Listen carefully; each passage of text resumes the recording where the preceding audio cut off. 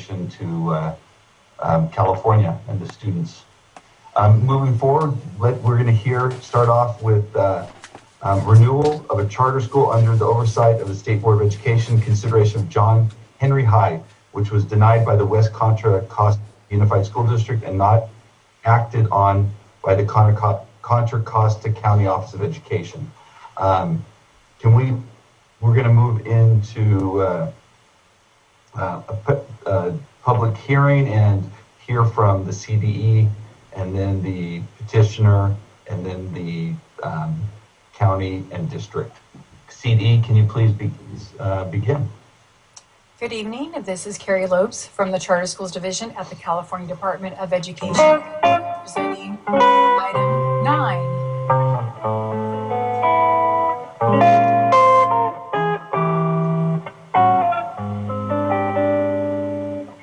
One moment. It's beautiful. I think we needed that. Woke us up. We're ready to go.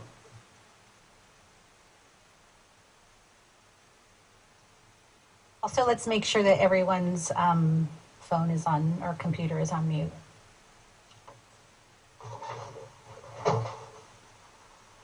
Okay, I will continue. All right. Once again, this is Carrie Lopes. I'm with the Charter Schools Division at the California Department of Education, and I am presenting the last item of the evening, item 9. John Henry High is seeking a renewal of its charter from the State Board of Education. The charter school is currently authorized by West Contra Costa Unified School District with a charter term that expires on June 30th, 2020. The petitioner sought renewal from West Contra Costa Unified and the Contra Costa County Office of Education. On December 18th, 2019, West Contra Costa Unified denied the petitioner's request, and on March 11th, 2020, Contra Costa County Board did not take action on the petitioner's request. The petitioners submitted their appeal to the California Department of Education for the State Board's consideration. The CDE's recommendation: the CDE proposes to recommend that the State Board of Education hold a public hearing to deny the request to renew JHHS, a grade 9 through grade 12 charter school under the oversight of the State Board of Education. The CDE is recommending denial of the JHHS petition. The petitioner is demonstrably unlikely to successfully implement the intended program. The petition does not provide a reasonably comprehensive description of the required elements. A little bit of background. The school intends to serve 350 pupils in grade 9 through grade 12 in 2020-21.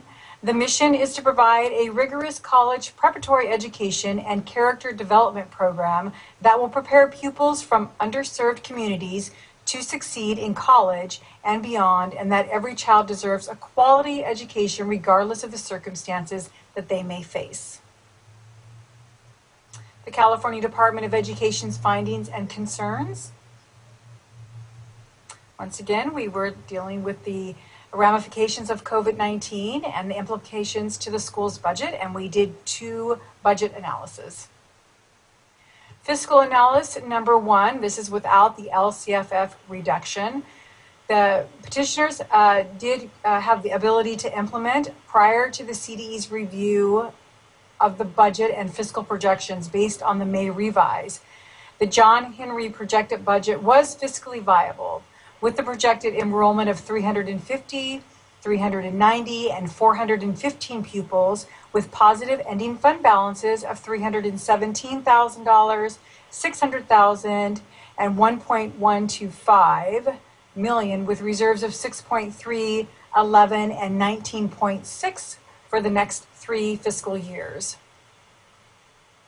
During our second analysis with the May revise, the CDE concluded with the additional review, which is on page 9 of the item, of the school's budget and fiscal projections that the school would not be able to have the ability to implement. The CDE concluded that the projected budget would not be viable with the projected enrollment of 350, 390, and 415 students in the next 3 years. That would have negative ending fund balances of $100,306 $294,000 and $294,000 with no reserves for the next 3 fiscal years. So since this is an appeal for a renewal, the CDE applied the renewal criteria under Education Code 47607. As stated in the last item, the renewal criteria is as follows. The authority that granted the charter shall consider increases in pupil academic achievement for all groups of pupils served at the charter school as the most important factor. The entity that granted the charter determines that the academic performance of the charter school is at least equal to the academic performance of the public schools that the charter school pupils would otherwise be required to attend. And CDE did its own de novo review. Our findings are as follows. The CDE selected 5 schools serving similar grade spans where pupils would otherwise attend and that are comparable in that they have similar enrollment for similar significant subgroups, and has determined that the CASP data demonstrates that John Henry High does perform at least equal to the schools where the pupils would otherwise be required to attend. And that full analysis is in attachment 1 of the item. CD finds that the John Henry High petition does not provide a reasonably comprehensive description of the following required charter elements: governance structure, employee qualifications, racial and ethnic balance, admission requirements, suspension and expulsion procedures, retirement coverage, and dispute resolution procedures. In summary, the CD staff is recommending denial of the John Henry petition. Although the John Henry High petition is consistent with sound educational practice and meets the renewal criteria, as the school does perform overall at least equal to its comparable district schools, the petitioner is unable to successfully implement the intended program and does not provide reasonably comprehensive descriptions of all of the required elements. That concludes my presentation. I have put the slide up for public comment, and I'm here and happy to answer any of your questions. Thank you very much, and we look forward to talking to you in a little bit. At this time, can we hear from the petitioner? Hi, this is Sylvia Flores. Hi, this is Nicholas Locke. I'm the CEO of Amethod Public Schools, and our panelists today are going to be Sylvia Flores, the site director for John Henry High School, Mike Barr, who's our financial consultant, Kelly Ellis from EdTech, who's our provider of outside financial services, and Janelle Aruli, our counsel. We also have Robin Serrato, who, if necessary, will address any issues relating to special education. Ms. Flores will now make the presentation on behalf of John Henry High School.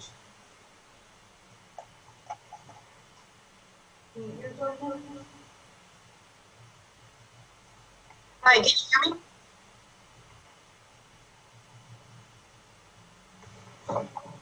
This is Sylvia Flores. Can you hear me? Yes, Yes. Yes, we can. Okay. Good evening. My name is Sylvia Flores, and I'm the site director at John Henry High School. Next slide, please.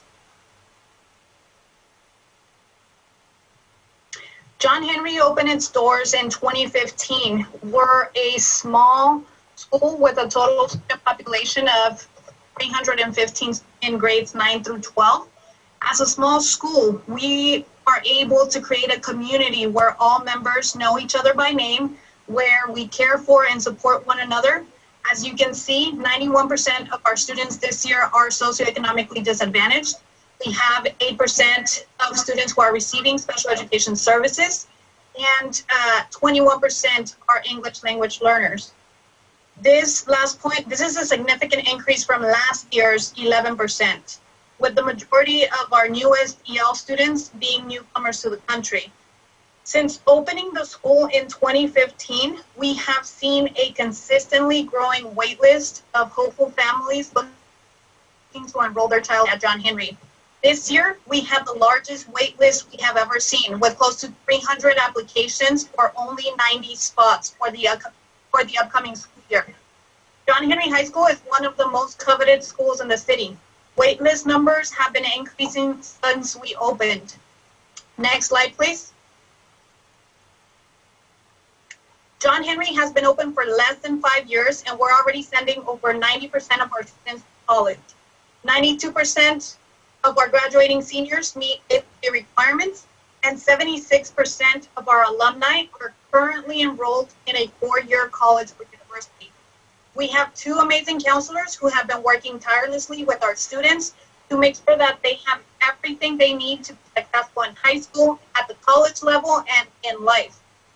This year, we were recognized as one of the best public high schools in the nation, and we are the third best high school in the entire district compared to charters and public district schools by the U.S. News and World Report.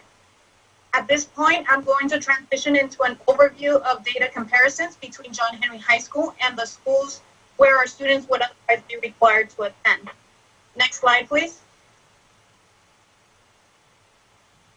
Based on current families' addresses, we see that over 90% of our students would be required to enroll at Kennedy High School, Richmond High School, and De Anza High School, with the majority being assigned to Kennedy High School based on their home address. As you notice in this next slide please. Students are outperforming their peers at all three of these high schools on the past ELA SBAC exam. 68% of our students are meeting or exceeding standards in English, compared to 14%, 40%, and 45% at other schools. Our English scores have increased annually over the 3 years of testing that have taken place since we founded the school in 2015. Next slide, please. I know that part of the concern that was raised was regarding our EL program. I want to talk to you a little bit about it. John Henry High School is seeing success in terms of our EL program. In looking through the California dashboard data, you see that John Henry has the highest percentage of English language learners progressing towards proficiency in West Contra Costa School District at a rate of 56.3. This is the highest rate of any high school, traditional or charter, in our district. Our students are receiving designated and integrated EL instruction that is aligned to the California ELD standards. Next slide, please. I'll be transitioning to math. This graph shows you the math comparisons on the CAS SBAC exam. Once again, you can see that John Henry is outperforming all three of the high schools that our students would otherwise be required to attend, with 21% of our students meeting or exceeding state standards, compared to 2%, 16%, and 12%. We know we have room to improve, which is why we have invested in a new curriculum and restructured the way that we support math instruction at our school. Next slide, please. This year, we have adopted CPM, which is College Preparatory Math, as our new math curriculum. We have increased professional development opportunities for our math teachers and our support staff. We also hired a paraprofessional tutor to be in every Algebra 1 section, along with the credentialed teacher. And our geometry and Algebra 2 classes have no more than 20 students per section. This has proven effective in increasing students' conceptual understanding of math and also their ability to communicate reasoning. Next slide, please. So as you know, the SBAC exam shows you 1 year of data. I want to show you growth data for this year's senior class, the class of 2020. This cohort of students took the PSAT over 3 consecutive years, and I'm proud to report that the class of 2020 has increased their scores by 188 points during their time with us. We see improvements in both English and math, with a 100-point increase in ELA and a 90-point increase in math over this time frame. This increase can be attributed to our targeted support and intervention program, consisting of diagnostic tests, interim assessments, and our after-school learning lab program. Next slide, please. We are also seeing growth in our advanced placement program. We have increased AP participation by 3 times over the past few years. AP course offerings have also increased to include math, English, foreign language, and we are planning to add science and other electives. So in just 1 year, the passage rate grew from 12% to 40%. As you can see, we're doing everything that we can to accomplish our mission of preparing students for a rigorous college education. And as you saw from the CDE report, the CDE has determined that John Henry has a sound educational program and that it does perform overall at least equal, if not better, to its comparable district schools where the majority of our students would otherwise attend. I'm going to turn it over to Mike Barr to present the revised financial projections based on COVID-19. Next slide, please.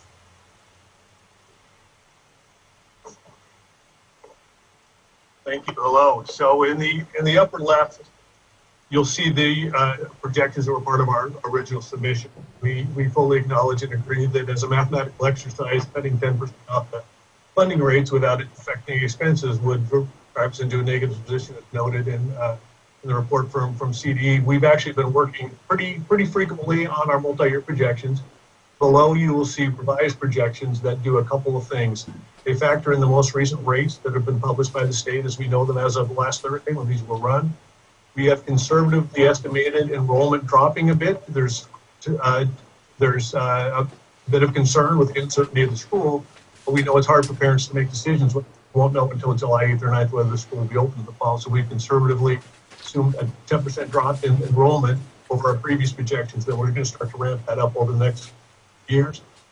We have adjusted expenses as needed. We know we have the need to do that to be able to balance our budget, but you can see from these numbers that our ending fund balance remains strong under the new scenario. If we go to the next slide, please. So it's one thing to have the numbers that you see on the previous page. It's another thing to think about how we're going to manage them. We know there's external factors we can't control, but we can continue to monitor. We can't control the amount of funding we get from the state. We can't control the federal, but we need to be able to be nimble and adjust to it accordingly. I've always believed it's important to try and stay one step ahead of whatever the state's going to do and be more conservative and build a spending plan that allows us to mitigate some downturn. Internally, we're going to maintain lists of things we can invest in, and we're going to continue to monitor this on a monthly basis. Is there another slide? Janelle,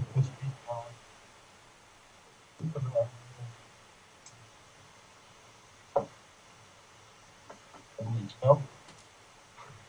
Hi, sorry, am I okay to go? Yeah. Okay, sorry guys. Janelle Rulli, Young Median Corps, obviously in support of the petitioners. I just wanted to point out that even the CDE found that John Henry's academic program does meet the renewal criteria. As to the other points they raised in the staff report, even the staff report itself concluded that many of these can just be addressed really easily with technical amendments. These are things that do not rise to the level of closing down a nationally recognized charter school. John Henry was named a 2020 Best High School by U.S. News and World Report. And these things certainly do not rise to the level of closing down a school that outperforms the schools that these students would otherwise attend. The law simply does not permit this closure. Thank you. Thank you. Do you want to say one last comment? Nope, that was it. Thank you. Awesome. Thank you. We appreciate your presentation, and we will move forward with, is the district here? And Yes, I'm here. Okay. Are we ready? Your time starts now. Okay, my name is Dr. Linda Delgado. I am the Charter Oversight Director for West Contra Costa Unified in Richmond. Next slide, please. Our findings found that the petition presents an unsound educational program for English language learners and special education students, and the organization is demonstrably unlikely to successfully implement the program. Next slide, please. First, we'll focus on the EL program. Staff has observed the following. There is a failure to recruit and serve early English language learners, and indeed all language learners. There's a significant gap in academic results between ELs and their peers. There are declines in EL enrollment at John Henry High, while EL enrollment increased throughout the district. Next slide, please. Now, you may want to turn back to slide 16 in your packets, but let's all stay here. This gives you a breakdown of the 12.5% ELs that were at John Henry High during the year of the analysis. which was last year. So recalling that 12.5% of their population was ELs, we found this data that shows that they were serving very few levels 1 or 2. Those would be the newcomers. The reason why this is an issue is that these are the students that require more services, and these are the students that will impact SBAC scores and indeed all data for student success. Next slide, please. Again, here we have the combination of ELs level 1 and 2 for John Henry High versus Richmond and Kennedy High. These are the two schools most frequently compared. While no school in the district has the disproportionality of Hispanic and Latinx students as John Henry High, the closest schools often used in comparison have far greater percentages of beginner and early intermediate. Students who enter the school with the challenge of a dual curricula, learning English and content, levels 1 and 2 have an impact on learning results and shows in the SBAC data. Next slide, please. Here we have data from the dashboard, and what we have done is pull out all students versus English language learners. The first bar is for ELA, and you'll see that while all students have done commendably at 26.2 above standard, they did decline 16.4 points. ELs rated at 25.3 below the standard, and the difference here is 51.4 points. For mathematics, all students were 77.3 below the standard with a decline of 44.2. And the difference between all students, again, and EL was 46.4. Next slide, please. The school often calls out its focus on college preparation. The CDE dashboard data illustrates an overall decline in college preparation with a significant gap between all students and ELs. Again, the difference is probably just over twice. And this data, we believe, shows one result of an inadequate provision of their English language development program. Next slide, please. Between 2015 and 16 and 2018-19, while district enrollment for ELs grew, the enrollment for ELs at John Henry fell. Over the 2019-20 year, 5 teachers were sequentially tasked with leading the school's single ELD course. During this class period, each teacher attempted to provide instruction for 4 grade levels, 4 EL levels, and 4 language domains in one classroom. The petition was silent on how this might be achieved. In 2018-19, there were no students designated as fluent English proficient at John Henry High. The district's rate during that same time was 12.7. Next slide, please. Next, we'll move to failure to provide appropriate special education services. The district staff observed the following failures. The former site leader and multiple teachers described continuing failures to provide an adequate special education program. An investigation in 2018 showed a deficit of 924 minutes of service to 22 students. These missing minutes were caught up during the last minutes of each class and during the passing period of 3 minutes allowed to students. Performance data is not available on the CDE data website as the population for special education is too low, so the staff requested this data and data for the ELs directly from the AMPS organization. The organization refused to provide the data. We were not able to make an adequate evaluation because we were never allowed to see the data. The CDE flagged and penalized the organization for failing to test the representative percentage of special education students. Next slide, please. The school has consistently under-enrolled special education students. Over a 3-year period, 6 special education leads have left the organization. The Disability Rights Education and Defense Fund organization notified the district through formal means that Amethod Richmond schools had counseled out at least 10 families with special education needs. The data in the table immediately to the right, the gray are the district schools and the yellow goldenrod is John Henry High, and the specific numbers are just below. Next slide, please. The charter school is demonstrably unlikely to implement the program. The organization has difficulty retaining staff at all levels of the organization. The school is managed by the Amethod organization. Since 2015, the central office has lost at least 16 central office leaders. There were 6 special education directors, 2 directors of talent, the COO, the CAO, the COF, directors of finance, systems, and assorted others. Since 2015, the organization has lost 28 site leaders, including deans and directors. Of these, 4 were from John Henry High, and 6 were from Richmond College Prep, and 6 from Benito Juarez.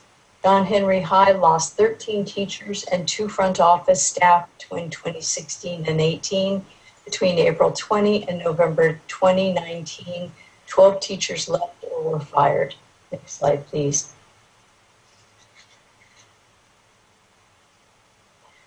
The charter school is demonstrably unlikely to implement the program. The John Henry High petition says it will lower appointed board membership to as few as 3 individuals and will shift responsibility for policy setting, monitoring the budget, hiring, and compliance with law into the hands of CMO leadership. Combined with numerous problems throughout the organization, this creates a serious lack of accountability and oversight. There have been multiple violations of the MOU throughout the Amethod schools in WCC USD, including the failure to notify the district concerning changes of the board composition, changes in organizational leadership, and the combination of 2 separate schools with differing petitions under 1 site director, who has since tendered her resignation. Next slide, please. Next, thank you. Conclusion, finding 1, the charter petition presents an unsound educational program with inadequate ELD program. There is inadequate special education provision. And finding 2, the charter school is demonstrably unlikely to implement the program. The organization has very high turnover throughout, from central office to school sites. The organization lacks accountability, board oversight, and transparency. The staff recommends a denial of the petition, and the board voted this in at 4-1 to close the school. Thank you very much. Thank you. We appreciate your comments. At this time, is there any public comment on this item? Yes, there is.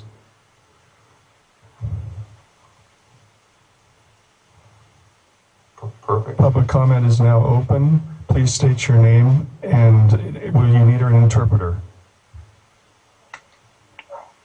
Latrina Johnson, and I will not need an interpreter.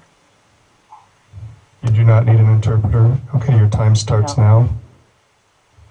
Hi, I am a parent of a recent graduate special education student from John Henry High School, and I would just like to say that I feel that John Henry High School is a great school and should remain open. My son attended his whole 4 years of high school there, and it was a great experience for him and for myself. And being an advocate for people with disabilities, I can honestly say that John Henry worked very well with my special education students, and he excelled beyond what I thought he would be able to do. Thank you.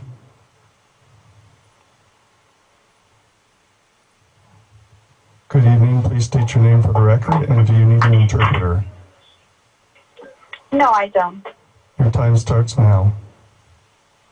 I'm a parent of a student at John Henry, and I just wanted to say that John Henry is a great school. It offers really good academic, and also especially safety. Safety is my most concern nowadays, and John Henry is doing really great on safety. We live in Vallejo, California, and we don't care to drive as many minutes to get there as long as my child goes to school to John Henry. For safety is really good. Please keep John Henry open. Thank you. Good evening. Please state your name for the record. Do you need an interpreter? No, my name is Natalie Garcia, and I do not need an interpreter. Thank you. Your time starts now. Hello, I'm one of the deans of instruction at John Henry High School and a Richmond resident. John Henry is not only doing equal to the schools that students would otherwise attend, but are outperforming them. Why is the thriving school being shut down? We should listen to the students, parents, and families who made a choice to elect John Henry. We should not listen to the teachers' unions or West Contra Costa School District board members or superintendent. None of these loud naysayers have one step foot inside our learning community to see our students in action, and instead are making false accusations and continue to dehumanize our students down to dollar bills as they scramble to figure out how to get out of their $50 million deficit. This is not far removed from the current crux we are at in our nation's history. We truly value Black and brown children and their families. Our families, most immigrants from Central America and Mexico, have come to the U.S. to offer their children better opportunities. This is what it comes down to. Do you stand for these families to have a choice, or are you choosing for them a path that leads them into failing Richmond District schools? Please renew the charter for John Henry High School on the criteria that we are doing better than the schools students would otherwise attend. Thank you.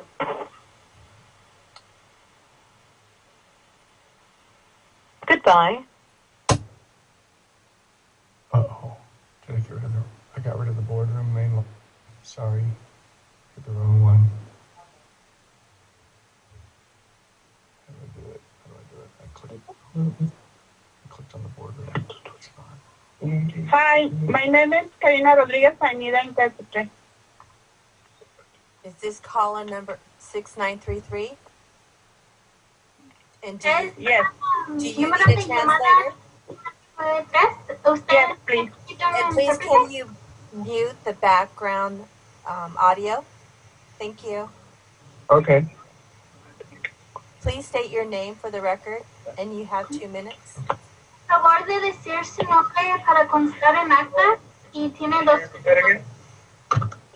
Mi nombre es Karina Rodríguez. My name is Karina Rodriguez. Soy mamá de Ángel López. Él está en el 11º grado ahora. I'm the mother of Angel Lopez, and he's in 8th grade right now. Y tanto él como toda nuestra familia está muy preocupado por saber qué va a pasar en el siguiente año escolar. Like him and I and the rest of our family were watching what's going to happen with the school we're preoccupied with the thought of what's going to happen with the school next year. Hemos inscrito a Ángel para otras escuelas, tanto públicas como charter, y nadie nos ha llamado para ver si cierran John Henry a dónde va a ir. I've tried to get him into other schools, into public and into other charter schools, and we haven't heard of where he's going to be able to go to school.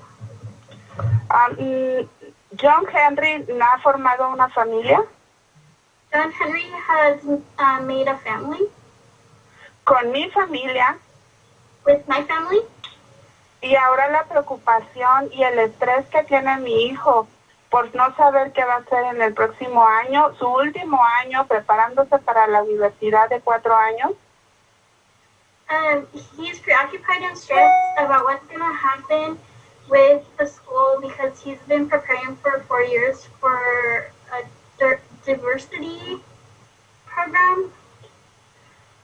Yo les pido por favor que no cierren la escuela. Yo estoy y mi familia está muy conforme con la dirección que ha tomado John Henry desde que comenzó. I would like for John Henry High School to stay open, and we like the staff at John Henry High School. Se los pido por la salud emocional de mi hijo. No cierren la escuela. I asked for the emotional health of my son, that they don't close the school. Time. Gracias. Thank you.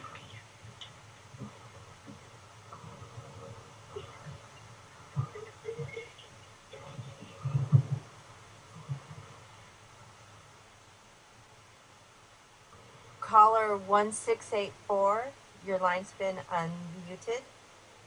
And do you need a Spanish translation? No, I don't.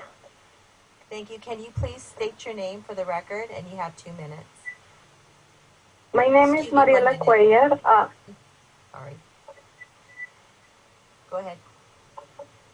My name is Mariela Cuellar. I will not allow any retaliation against myself, my daughter's family members, and community members of the West Country for speaking up.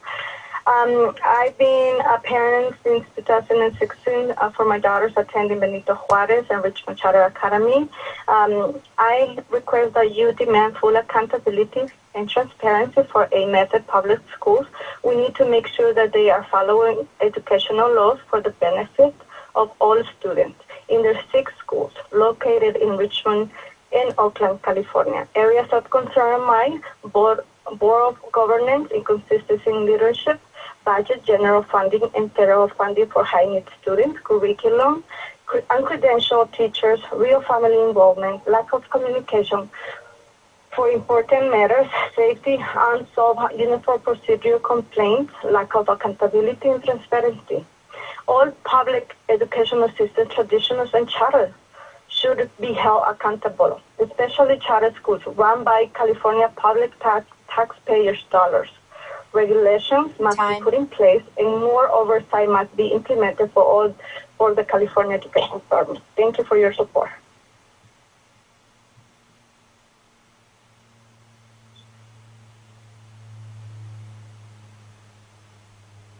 Caller 7498, do you need a Spanish translation?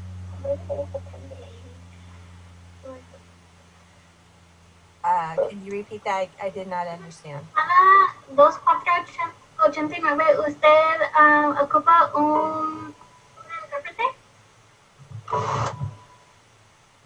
Is that translation? Please state your name, and you have 2 minutes. Thank you. Favor de decir su nombre y tiene 2 minutos. Gracias.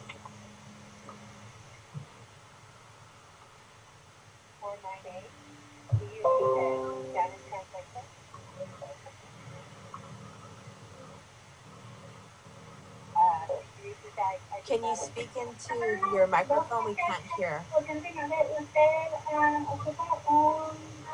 ¿Puede hablar en su micrófono, señora? Bueno. Yes.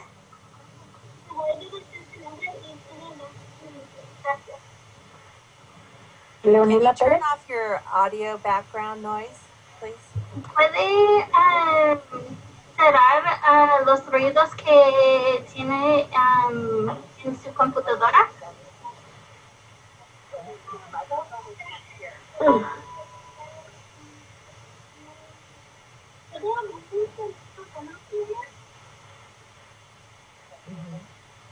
Señora, ¿podemos escuchar los ruidos que salen de su computadora? A favor de cerrar los volumen en su computadora para poder escuchar a usted.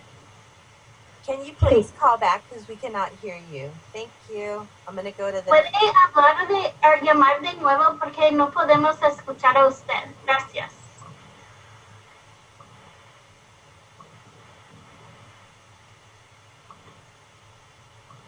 Caller 7915, do you need a Spanish translation? Número de llamada 7915, ¿usted necesita un intérprete?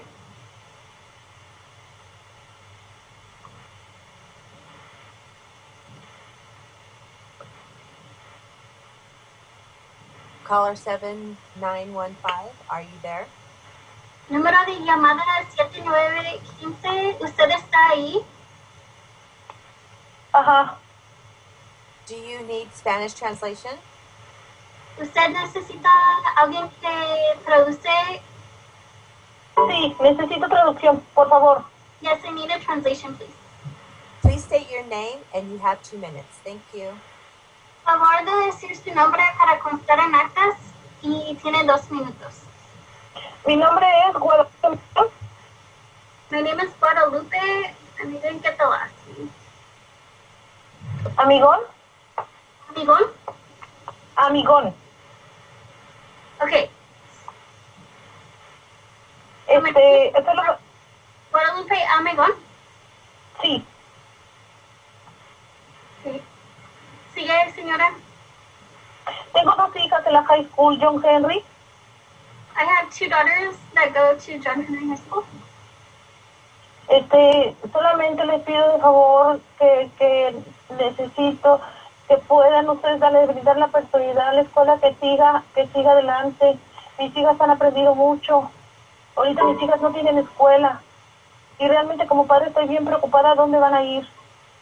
I ask that you renew them. My daughters have learned a lot, and I don't know where they're going to go next year.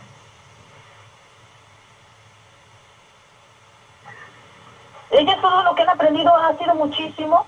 Salieron con un promedio de 4.0, entonces quisiera su apoyo realmente para esa escuela, donde mis hijas se sienten, están seguras, han aprendido mucho, los maestros son excelentes, todo el personal es increíble, la verdad todo lo que han aprendido durante un año, ustedes no tienen ni idea de todo lo que han aprendido y cómo los apoyan a los estudiantes.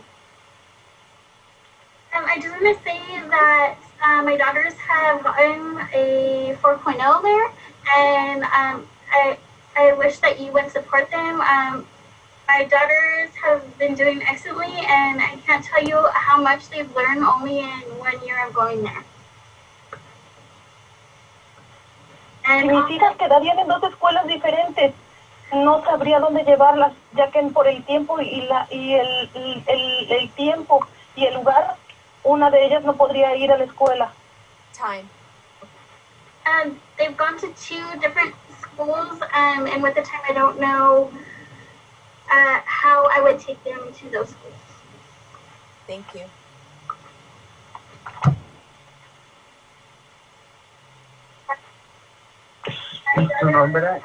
Caller 6933. Do you need Spanish translation? And can you please mute the audio background? Yeah. Llamada 6933. Usted necesita un intérprete y favor de apagar los ruidos que tiene en su computadora. Sí, mi nombre es Miguel López y sí necesito un intérprete. Please state your name and you have 2 minutes. Thank you.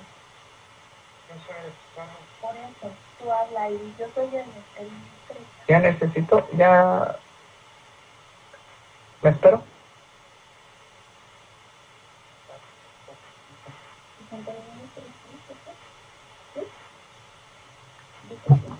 Sí. Yes. Soy su intérprete, señor. Puede seguir. Oh, ¿ya puedo hablar? Sí. Ok, bueno, mi preocupación de todo esto es que todos los niños que no están en la escuela, la mayoría no tiene realmente escuela, están en un limbo que prácticamente les están quitando todo.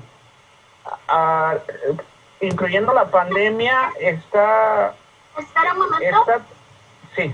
¿Puede hacer una pausa? I'm worried about all the students that don't have a school right now. They're in limbo, and they're taking away everything from us.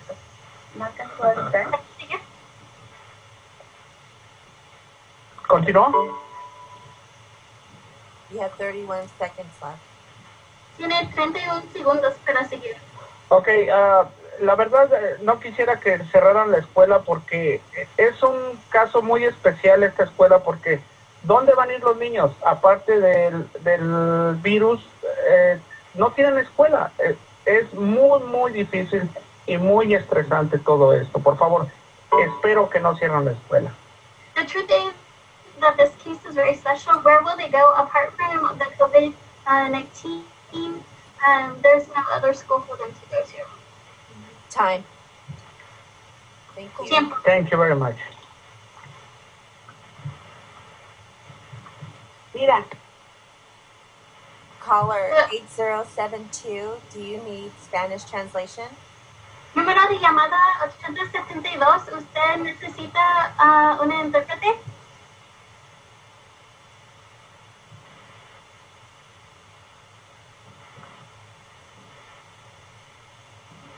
Caller 8072, are you there? Número de llamada 8072, ¿usted está ahí?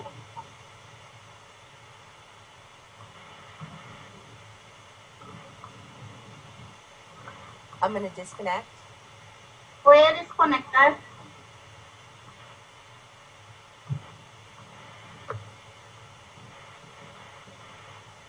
You are unmuted. Will you need an interpreter? I will not. Please state your name for the record and your time starts now. My name is Phoebe Bugay, and I'm a teacher at John Henry High. We learned our community would be dismantled a mere 2 days before shelter-in-place began. Like all schools in the country, we didn't get to say goodbye, and now we face the specter of never saying a proper farewell again. To do this to a school, to do this to a community of learners, I implore you to be certain that these students would be better served in our local district schools, particularly Kennedy High, because that is the primary alternative for most families. CDE mentioned concerns about our abilities to continue delivering services, but West Contra Costa faced a $47.8 million budget deficit before COVID-19. So what makes you so sure that they can deliver promised services? And what are they even promising anyway, given that before a global crisis, Kennedy's CAS scores are more than 53% lower than ours in ELA and almost 19% lower than ours in math? Our community is concerned that the frustrations of the past may be haunting our future. So please, vote wisely, because the fate of our brilliant students is in your hands. Thank you. Thank you.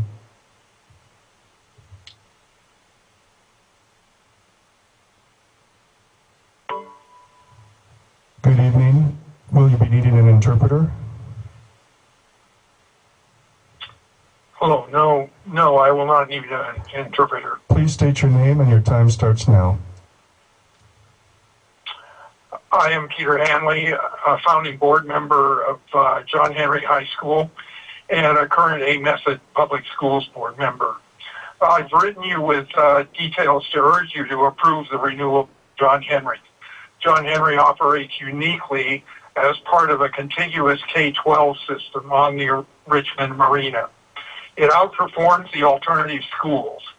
Our councils have provided you details of West Contra Costa's violations of both charter law and process, as well as prejudice towards John Henry. CDE's concerns can be easily remedied. John Henry is already on the U.S. News and World Report list as one of the nation's best high schools and will improve in the next 5 years. Please do not return our students to a lower performing school. Thank you. Thank you.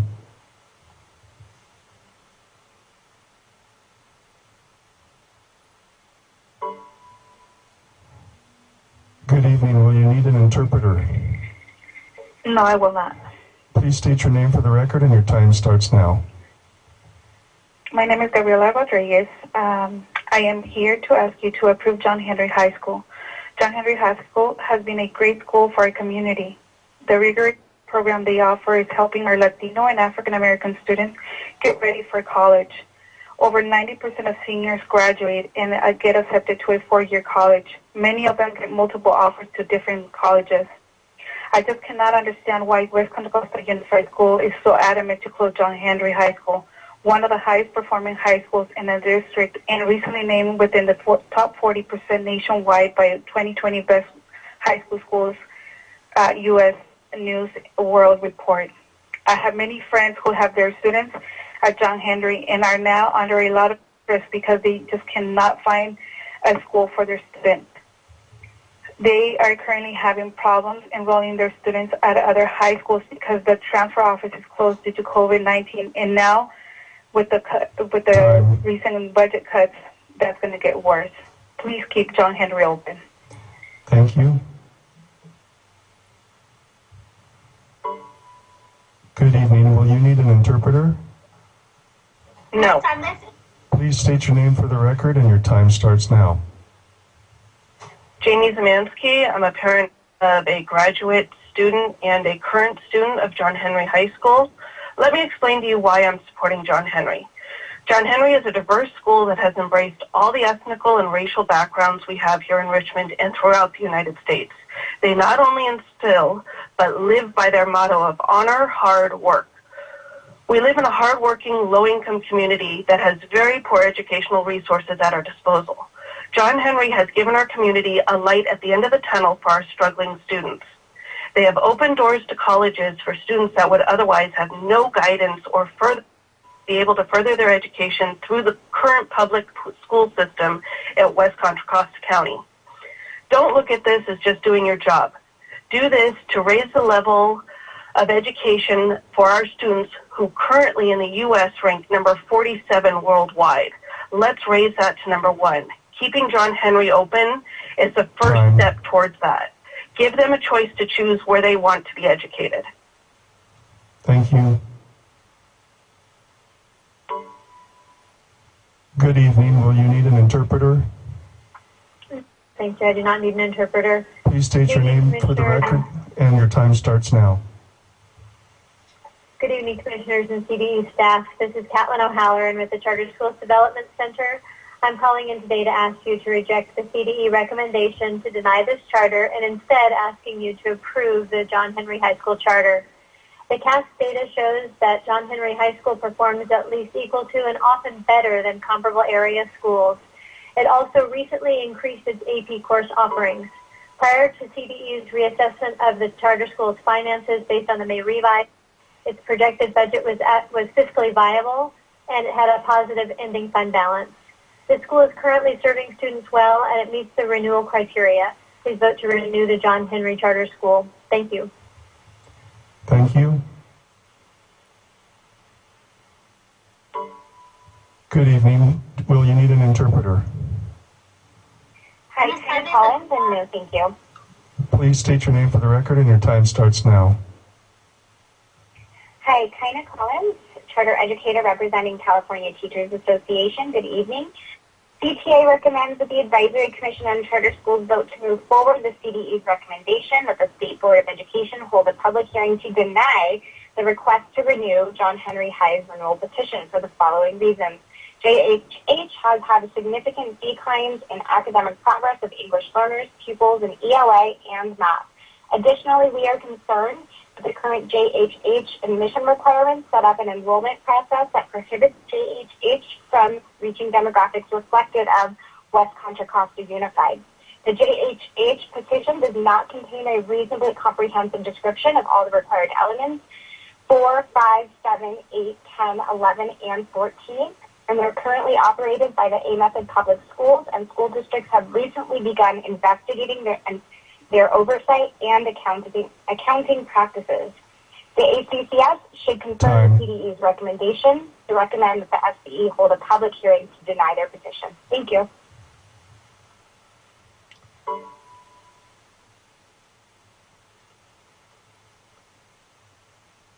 Good evening. Will you need an interpreter?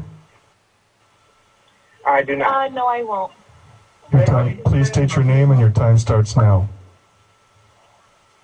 I'm looking at the grade school ratings of Kennedy, Richmond, and De Anza, and I would just like to mention that Kennedy High School has a rating of 1 out of 10.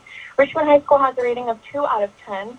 De Anza Senior High School has a rating of 3 out of 10. But then it's another lady going.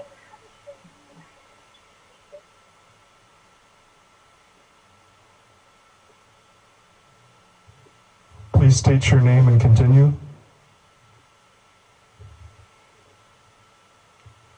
Hello? You have... Hello? Yeah. Hello? Yes, please state your name for the record, and your time starts now. Philip Ellingberg. I am speaking as a pastor in Richmond and also as a father. I stand in support of the charter renewal of John Henry High School. It's a fact that we as parents struggle how best to educate our children. We have tried the schools in our zones only to find that many of our children don't strive there. We as parents should have the ability to choose what school works best for our children. And one's economic situation should not be a bar to exercising that choice. John Henry has proven through the years to be a school that has produced many successful students that would have been swallowed up and eaten alive in their zone schools. The bottom line is this: I encourage you to set aside the rhetoric that's being advanced about John Henry High School and give parents this choice. Please don't take this amazing school from our community. Thank you. Thank you.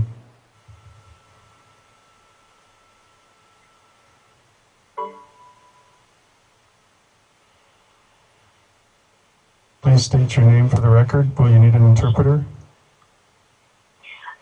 No. Your time starts now. Hi, my name is Kim Averly. I'm the current site director for Benica Juarez and Richmond Charter Academy. I'm appalled at the district's use of my resignation as cannon fodder to close John Henry High School. My personal choice to leave my position has nothing to do with anything that John Henry does.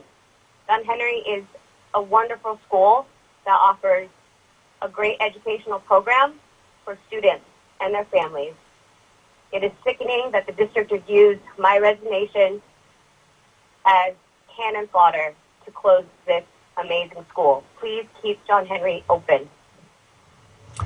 Thank you.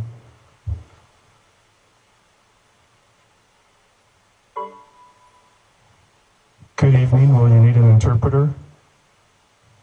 I do not. Please state your name for the record, and your time starts now. My name is Eric Becker, and I am the assistant principal at Oakland Charter High School, John Henry's sister school, also operated by the Amethod Public Schools charter system. I'm also a resident of West Contra, Costa County, where all three of my children attend West Contra Costa Unified School District Public Schools. I find the district's handling of John Henry High School shameful. Their only claim is that it is demonstrably unlikely to successfully implement the intended program. The school has been open for 5 years, and each year has gotten better results in almost all metrics than the local district schools. If you want a real piece of evidence that this charter organization is able to effectively have a high-performing high school, look no further than Oakland Charter High School. We're number 1 in Oakland Unified High Schools. We're number 6 in the San Francisco, California metro area high schools. We're number 31 in California high schools. I don't know what the district's angle is, but I know that the land is close to a valuable new ferry terminal. I don't know if that has anything to do with it, but please don't vote to close John Henry High School. Thank you.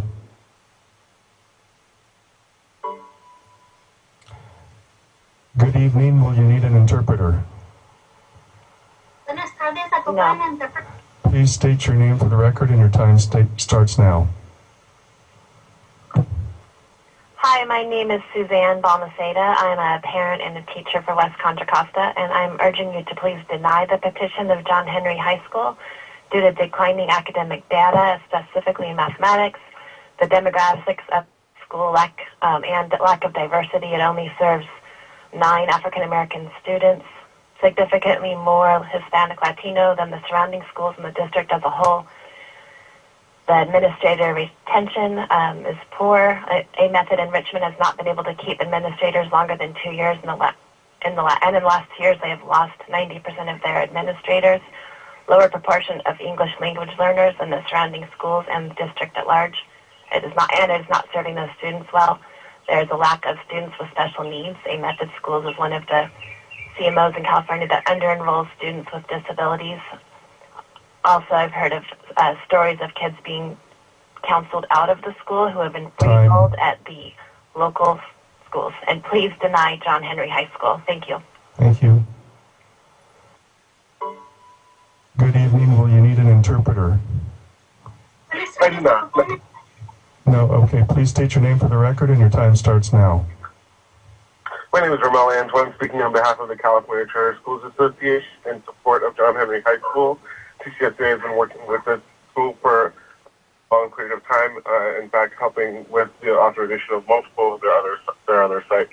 Want to say for the record that they do meet the requirements for renewal under the current statute, and for that reason we support them. The one other thing I will say is that the district cited an exodus in staff for as being one of the reasons that they chose to deny. I want to make it clear that John Henry had received grant money to open up a number of schools in the Sacramento area and hired staff to make sure that the school would happen. But because those schools never went through, those staff members were let go. And for that reason, that's like a lot of staff leaving. But ultimately, this school and the organization that runs it is strong. And I urge JHHS to reject CDE's recommendation and approve this school. Thank you. Thank you. Goodbye. Yeah, dude. It's okay. I have more. I got it. Please state your name for the record, and your time starts now. Por favor, de decir su nombre para constar en actas y empieza ahora. You need an interpreter? ¿Ocupa un intérprete?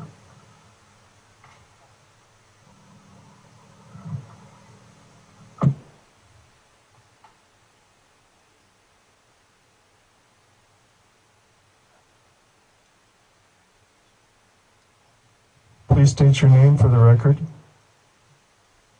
Por favor, de decir su nombre para constar en actas. Caller, are you there? Número de llamada, ¿usted está ahí? We're going to move on to the next caller. Thank you. Vamos a seguir con la siguiente llamada, gracias.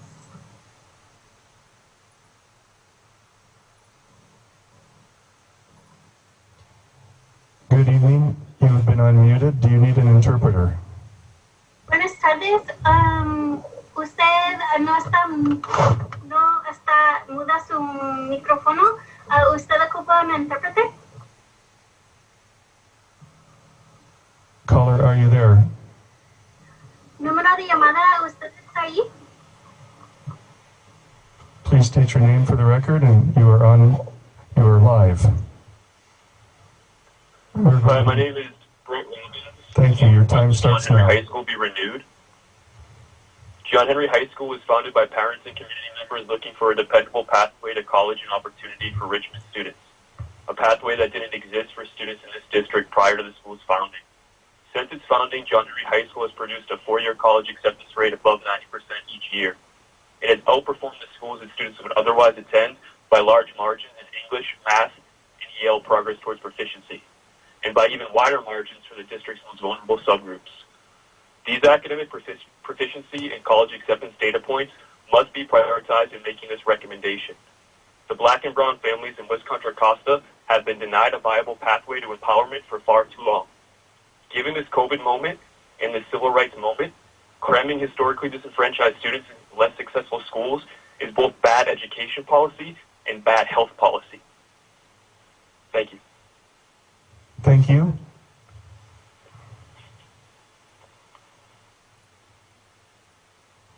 Good evening. Will you need an interpreter?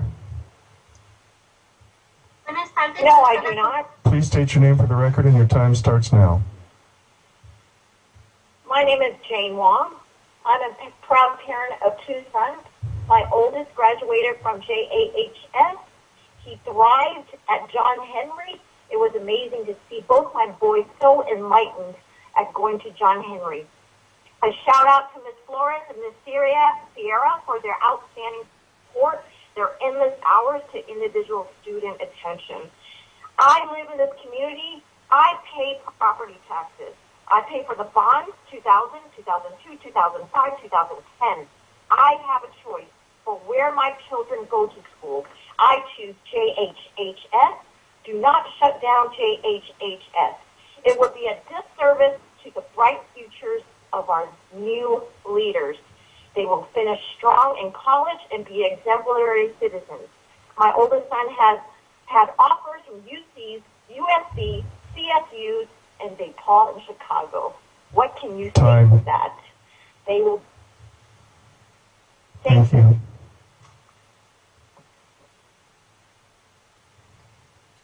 Good evening. Please state your name for the record, and your time starts now. Hello, my name is Sujin Kim. I want to speak publicly to lend my support for the renewal of John Henry High School. John Henry serves predominantly low-income, first-generation students of color in Richmond, California, for which John Henry was recently named one of the top 40 high schools in the nation by U.S. News World Report. Additionally, John Henry was awarded a 6-year WASC accreditation last year. As one of the top-performing high schools in Richmond, California, I find it hard to believe that the argument that the school is demonstrably unable to fulfill its duties of educating students does not make any viable sense.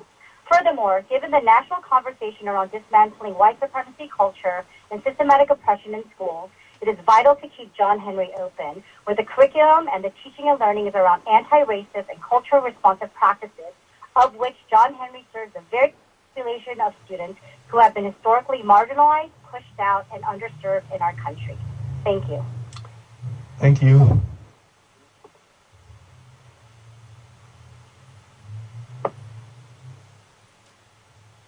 Good evening. Please state your name for the record. Will you need an interpreter? No, I do not need an interpreter. My name is Gilbert Lopez. Your time starts now. I joined the AMPS Board of Directors in January of this year. I dedicated nearly 30 years of my life to public service prior to joining the board. Since joining the board, and actually prior to joining the board, I've learned that AMPS places a high value on fair and equal treatment for all and working towards the greater good of society. John Henry outperforms local public high schools, as has been said many times already by other callers, nearly at every educational metric. I've discovered several facts as to why AMPS schools outperform at a higher level. Both students and staff are held to higher standards, and there's a strong belief in the continuous improvement of administrators and staff. To paraphrase Jim Collins, a high-performance researcher and author, the AMPS system confronts the brutal facts while pursuing the highest caliber of education for the greater good of their students and families. While I fully understand that no individual or organization is perfect based upon facts, and I emphasize facts, I firmly believe the AMPS charter school system, including John Henry High School, is a high-performing organization because of the average dedication of students, families, and staff. Thank you. Thank you.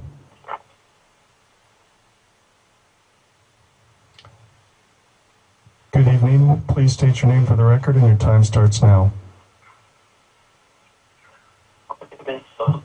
I'm a Richmond resident and a teacher at high school. John Henry High School is over 20. Please speak into the microphone and mute your background audio if it's not muted.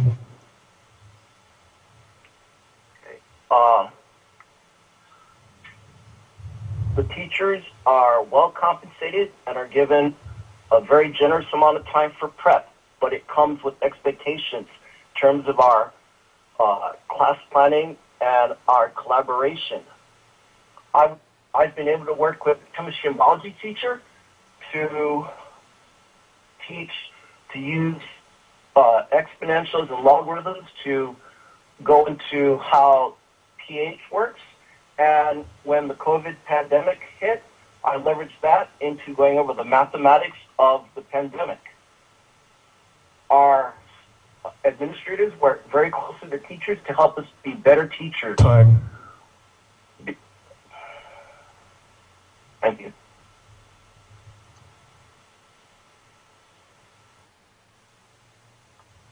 Good evening. Please state your name into the record. Your time starts now. Hi, my name is Sarah Butler. I'm a trustee on the Contra Costa County Board of Education. I'm speaking as an individual county board member and not representing the board as a whole. I urge you to support the CDE recommendation and to deny the renewal petition for John Henry High School. I'm concerned that this charter school has had high staff turnover. It is concerning that they don't require teachers to have a teaching credential, which you can see by looking at the job description for a teacher on their website now. There are 15 positions posted for next school year. I'm also concerned about the governance issues They have Brown Act violations, which are documented in the board minutes of March 18th and April 22nd. These Brown Act violations were brought forward by Oakland Unified School District as well as the Contra Costa County DA's office. They had to re-vote on agenda items to cure those violations. Additionally, I just want to urge you to deny this charter petition, and thank you for your time. Thank you. Good evening. Please state your name for the record. Will you need an interpreter? No, we don't need an interpreter. Your time starts now. Okay. Hi, my name is Ryan Shaw. I'm a math teacher at John Henry. Just the first thing I want to say is that the school has done a lot for me and my students, and I want to see continue. No school, I don't think every school has issues, and the problems we have, I've seen how are manageable. Our strengths are incredible, and the fact that we have, on average, higher test scores than every other public school in the district, while over 90% of our student body is economically disadvantaged, in some ways something I'm proud of. So I told my school, also, I don't know if you've checked out the website, where the team is, but I see schools like UC Riverside, Chelsea East Bay, CSU San Bernardino, CSU Fresno, SF State. I see schools that are in California, and I know that me and two other staff members are from UC Berkeley. We are smart teachers. We are well qualified. We want to come here every day to support our students. We are highly qualified. We are highly educated, and we come here every day to support the students, even through this COVID-19 crisis. While most other schools in the district typically close, I need to move to the next we finish off the year strongly and so support John Henry High. Thank you. Got it. Good evening. Please state your name for the record. Will you need an interpreter? Hello. Hello. No, I don't need an interpreter. Your time starts now. Hello. My name is Richard Lozada. I'm a proud parent of my daughter who attends John Henry High School. I'm going to give you an example. If you see gradeschools.org, it's a very good reference about education quality. And it shows that John Henry High School is on the top group of the best high schools in Richmond. It does not make any sense to try to close our school. Please consider that the great education level that all our staff provides here, our amazing and respectful teachers, and also our great directors that we have here. So my daughter, she found a very good opportunity to have AP classes and honor classes too. She's a straight A's student. Please remember that having the opportunity to attend to a good high school makes a difference in order to go to a good university. I'm sure you know very well how big is the difference between schools in areas like Richmond and wealthy areas. Do you think it's fair to deny the opportunity to attend to a good school? Thank you. Thank you. John Henry High School. Please state your name for the record. Will you need an interpreter? No. My name is Your time begins now. Right on, thank you. My name is Forrest Fourier. I've been working at John Henry for years teaching English and social science classes. I just wanted to give my input and let you all know that I'm profoundly disappointed in the West Contra Costa School District's decision and the county to uphold them. I think WCC was being very disingenuous, and I think that the county, they pretty much mentioned that they just didn't have time to follow up with everything. But really, they screwed up. They ruined what has been so far in the last 2 years since I've been there, a really good thing. Right now I'm going to be working at a junior high for Berkeley Unified. I would much rather still be working for John Henry because I was going to be able to loop all 4 years with my students. So some things that I've heard the students say lately is like, I can't believe once we finally had all the teachers we need, that they're shutting us down. Did you all know that they never came and even visited my classroom once? They never came to visit our school and really check us out and earn.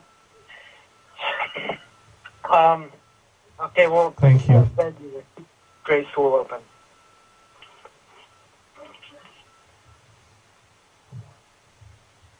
That concludes public comment. Okay, thank you very much. We appreciate the public comment, and as we move forward now, we've already closed public hearing, and we will move forward with questions from our commissioners regarding JHH. Let's start out with Jared. Okay. Thank you to all the public comments. There's several things that were mentioned that I would like to hear from the petitioner on to get clarity on. And I know CDE had some concerns. I'm sorry, like the sun's starting to set. Again, a reflection here. The CDE had some concerns about the enrollment and the preferences and how that could impede on the diversity. And then there was some comments about the special ed students being counseled out. And I also noticed that in your preferences, you have the affiliated schools, I think is the number 2 preference. And I'm curious to know what your guys' reasoning is for your lottery preferences, addressing the concerns about counseling students out, not having enough EL students, and if you've considered reorganizing your lottery preferences. So, petitioner.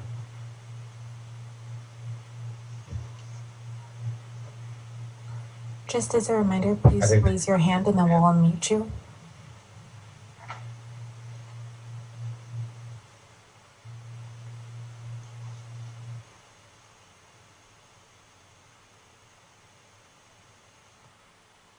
He's unmuting me. Hi, sorry, I was on mute, couldn't do this. So, in terms of the preferences, historically, or for the past 5 years, we have not had any of the Amethod schools as a preference. And the reason why we decided to include it in this petition is because the middle school is right next door to the high school. It is within walking distance. We have an elementary school, a middle school, and we have John Henry High School. So we decided to include the middle school or the Amethod Public Schools as part of the petition for this year. But historically, we haven't had that as one of the preferences in terms of our lottery.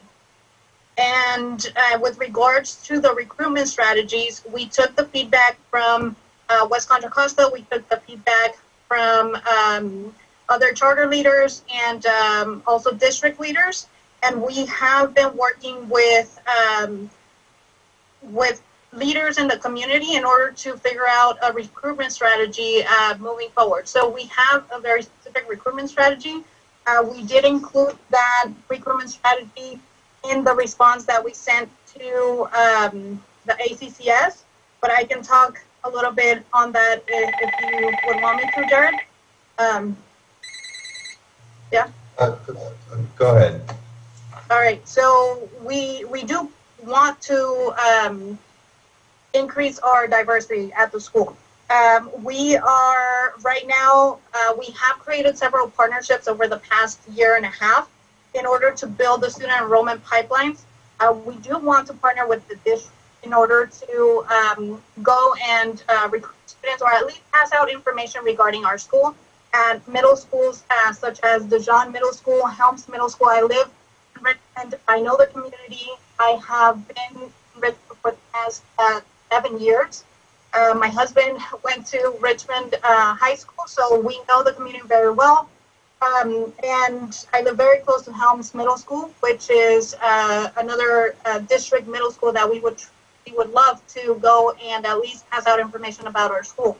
Right now, we haven't been able to make those connections.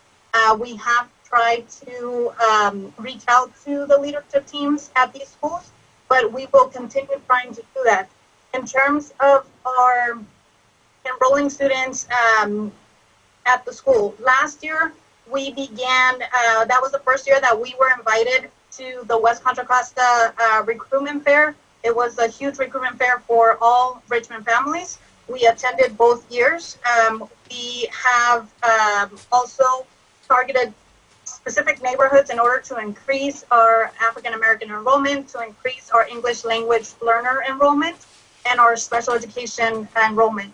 So as you saw in my PowerPoint presentation, we did have 11% last year, but this year, and you're going to see this, next year when it comes out through dashboard and everything.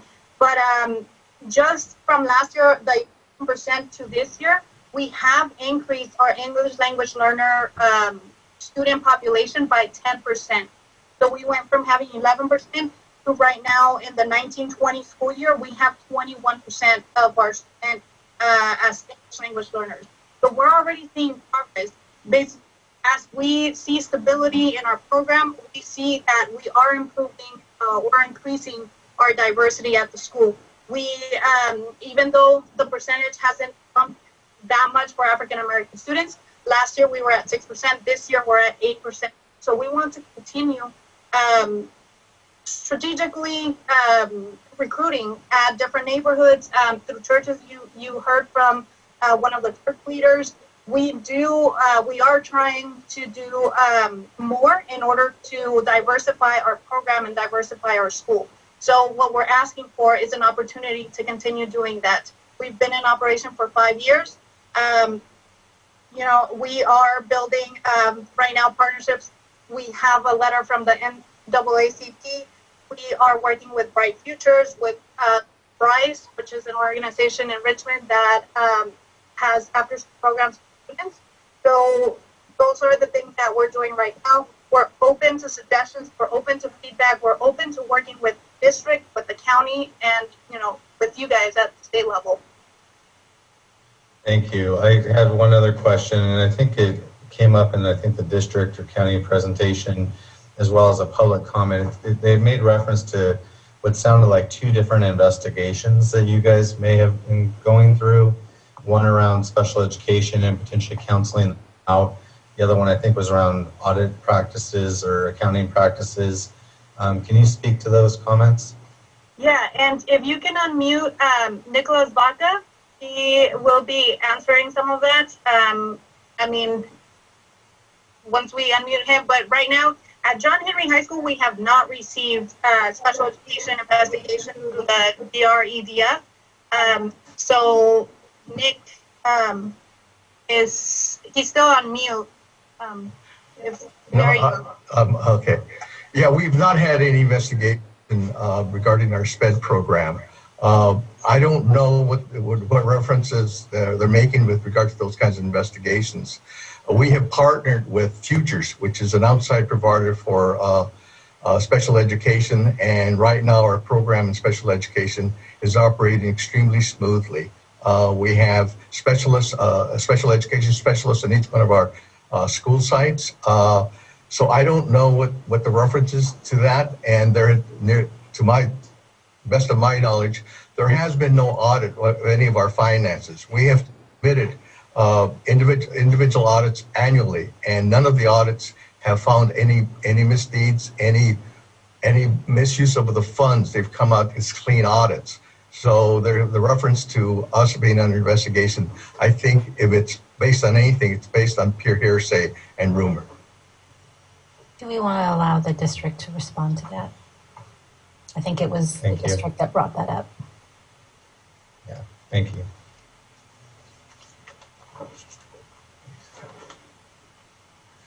Is the district still here? Linda Delgado. Hi, can you hear me? Okay.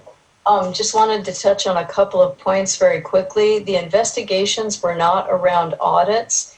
The investigations are taking place currently in Oakland for some of the same things that we have called out in our report. Also, in West Contra in 2018, there was a notice of violation surrounding many of these same issues: special education, failure to employ teachers with appropriate credentials, and a few other problems. Circling back to the issue on ethnicities, if you look at slide 15 in the presentation that I provided to you, you'll see data that was pulled for 2018 and 19. And it is useful, I believe, to look at ethnicities. You'll see that in the year for which we have polled 2.8% African American population, as opposed to some of our other schools, 25.10 and so forth. So the data is there in the presentation if you'd like to take a peek at it. Also, slide 16 you may find interesting. That is subpopulations. Once again, you'll see some pretty significant differences between John Henry and the surrounding schools. Thank you. To clarify that, you mentioned an investigation or something in Oakland. Is that with an affiliated school, or does that have to do with this specific charter petition?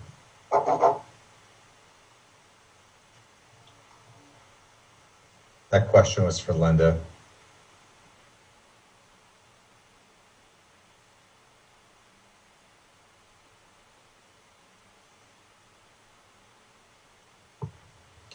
Linda, you're unmuted.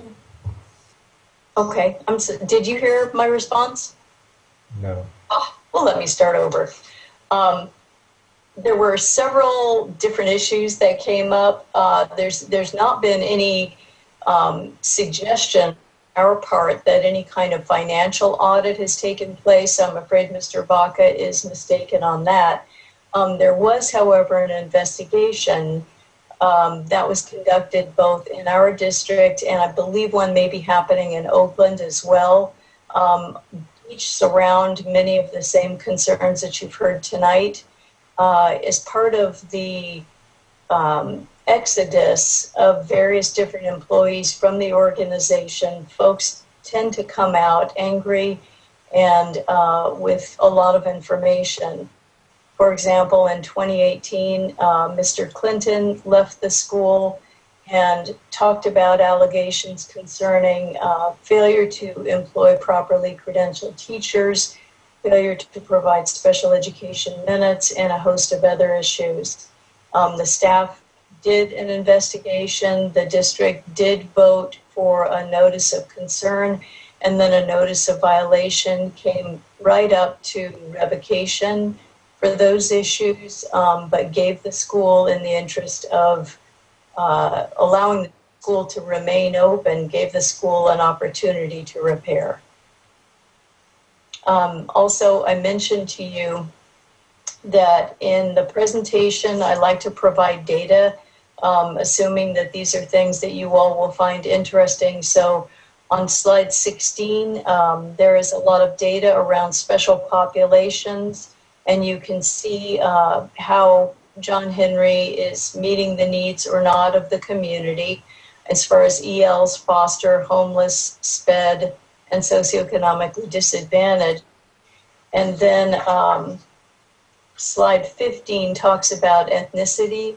Now, this evening, I have heard some hopeful data, frankly, from Ms. Flores concerning changes that they've made and some improvements and so on.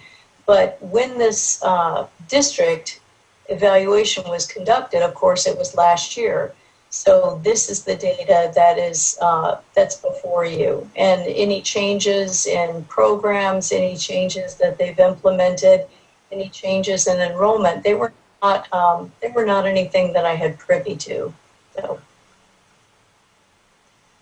Thank you. Those are my questions at this time.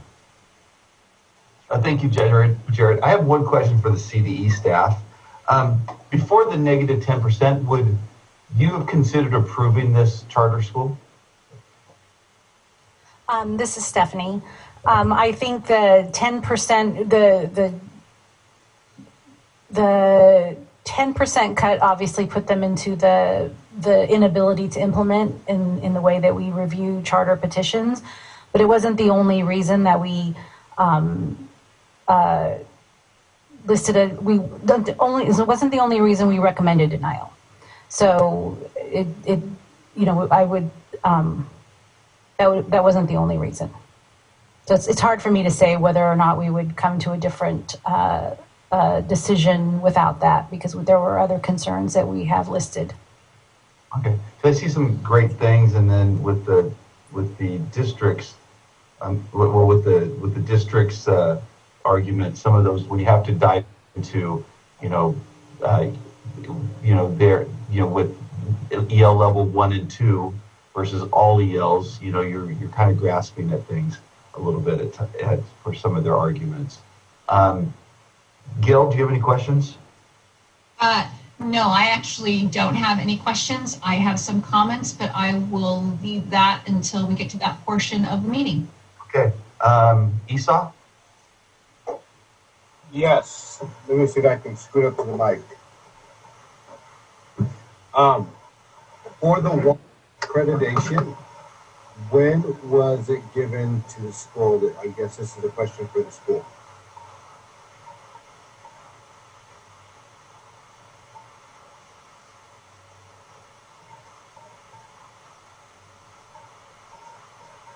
Hi, yes, thank you for that question.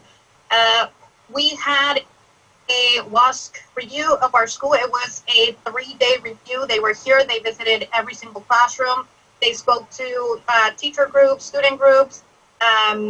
They spoke to community members, parents, our board, and that was conducted in February of 2019. February of 2019. They gave us a 6-year WASC recommendation with only a 1-day review, mid-year review. So the person who was here, the chair of the commission, he was the WASC chair for the past 20 years, and he was very impressed by our program. He said that he had nothing but good to say about it, and he even gave us a letter of support to turn into the district and to the county, which I could forward to you guys as well. Were there any findings on that last day? Usually they do a report, say these are certain things that you can work on for the next one, or that you're going to work on between that and your mid-year visit, or so what were the findings on that end? They did not give us any specific findings. They told us that what we were already working on, which was in order to improve our math scores, and in order to improve our English language learner program, they said that as long as we had those responses in the report, and as you know, we're supposed to submit that report like a few weeks after their visit. So we did, and the chair of the commission said that they were good enough, that he believed that our program was successful, and that he didn't see any negative in terms of giving us the 6-year recommendation. The second question then, so then the mathematics dip, looking at your school report card, happened after they left, right? The 21, they didn't get to see the 21% that met or exceeded of 18-19, right? Correct. They did not. We did send it once, because the recommendation was in July. By that time, we already had scores. And a couple of the members who came to the school, they said that they wanted to work with us because we were such a new school. We had just opened up in 2015, and they said, "Hey, reach out to us if you need anything, any support." These were people from districts and also charters. So we did talk to them. We created a task force when we found out the 21% score in the summer. So we found out in June. So we created a task force that summer in order to figure out how to improve the scores. So we worked with some of the leaders who came, some of the commission members who came to the school, as well as our own instruction team. We work with teachers from the middle school, math leads from the other high school, Oakland Charter High School. And that is the reason why we hired a paraprofessional in order to be in every single algebra 1 class, along with the credential teacher. We do have every teacher working at John Henry, who is a credential staff member. We actually submitted a quarterly report of our credentials to the district for the past 2 years. And they did not say that we had anything wrong with our credentials. And then we also sectioned off the geometry and algebra 2 classes. We only have 20 students per section with their teacher. So we have been doing all of these things in order to improve our program. Like, you know, I know that you guys already understand that we are making progress compared to the schools that our students would otherwise be required to attend. And then one more question. Your AP Calculus class, I see that you offer that on your UCOP ledger. Yes. How many students are enrolled in it this year? How many, and what was their pass rate for the previous year? So in previous years, we did not offer a calculus. We offered a regular calculus class last year. We had not offered that in the past. And then this year, we decided to make it into an advanced placement calculus class. There were 21 students both in that class, and we are building up those enrollment numbers. So typically in an AP class, we have about anywhere from 25 to 28 students. We are small, and we do try to keep our classroom sizes small as well. For last year's report, I don't know if you know this or not, that's okay if you don't. You get your college board report in the summer, and it kind of gives you the equity and excellence number, and do you happen to know what that number might have been? Or I don't remember that specific number. What I do remember, and it's very stuck in my head, is that we did improve significantly in terms of our passing rate. Students who got a 3 or better on the AP exams. So we went from like 12% to 40%, which was, you know, amazing. What's your AP policy? How do you get kids into the AP classes? Is it kids are picked, or do they have an opportunity, or so how does it all work? Yeah, so we do a lot of recruitment in the spring semester when we're getting students ready to apply. To select their courses. So we have the AP teachers, or whoever are going to be our AP teachers, go into the classrooms. So let's say, you know, it's AP English language class. They go into the 10th grade classes, every class, and they make a presentation about the AP program, about what they can do in order to get into the class. And what that is basically we have them elect the courses, and then we also do a parent night. So at our parent night, we invite every single parent at John Henry to come, and we have a lot of parent support at the school. Our parents are ready to come over. We usually hold the meetings at 6 p.m. because to give them time, you know, to get off work and come over. We offer the meetings in both English and Spanish because our Spanish population is very high.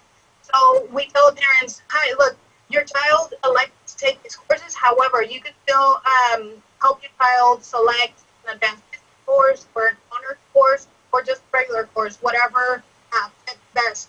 And these are the expectations for the advanced placement class, for an honors class versus a regular class. And then they get the option to choose. Once they do choose that, and for the students who might have gotten a D or an F in their previous English class, and we talk to them and we say, we do a reflection kind of work with our counselors. So we have 2 counselors for a school of 350, which is, it's great. The district schools that I've worked at, we've never had the privilege of having 2 counselors for a school of 315 students. So each counselor works with students individually and does a reflection sheet and says, are you sure you're going to be able to handle the workload? And then once the year starts, we track our student progress for the first week. And if they're not making, then we have another conversation with them, with parents, and say, are you sure you want to stay in this advanced course, or do you want to switch over to honors? And then for the AP test, is every kid single one of them, or is it optional? It's so last year we had every single student take the test. If you were enrolled in the class, you were going to take the test. This year, due to COVID, we didn't have that.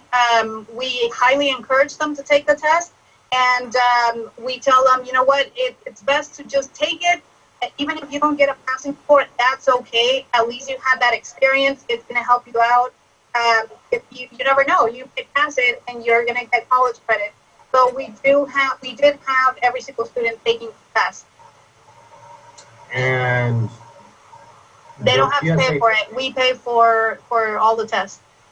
Okay, and then the PSAT test, you showed that chart earlier today. You showed growth. Is it every kid taking the same PSAT, the NMSQT, or are they taking the 9th, 10th, the 9th and 10th graders? So for the students who I showed you, the class of 2020, they took the PSAT 9 when they were 9th grade, and then they took the PSAT and NMSQT. So they take it 2 times. They take it in the fall, and then they take it in the spring. And we have all of our students taking. And we don't charge them for that test. It's just basically to see how they're progressing, what their growth is. And they are taking it 2 times a year, and they take the PSAT 9, then in 10th grade and fall, they take the PSAT and MSQT. And then in the spring, they take PSAT 10, and then when they're in 11th grade, they take the NMSQT PSAT exam. And then we sign up every single student to take the SAT at the end of their 11th grade year. And then if any student needs to take it again in senior year, we also help them with that through our counseling program. Thank you. Thank you, Esau. Mike, do you have any questions?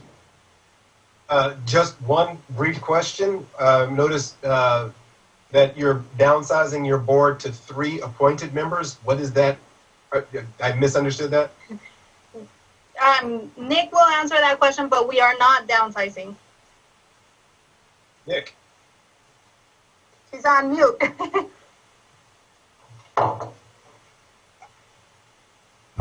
Okay, you've been unmuted. Okay, yes, I'd like to answer that question.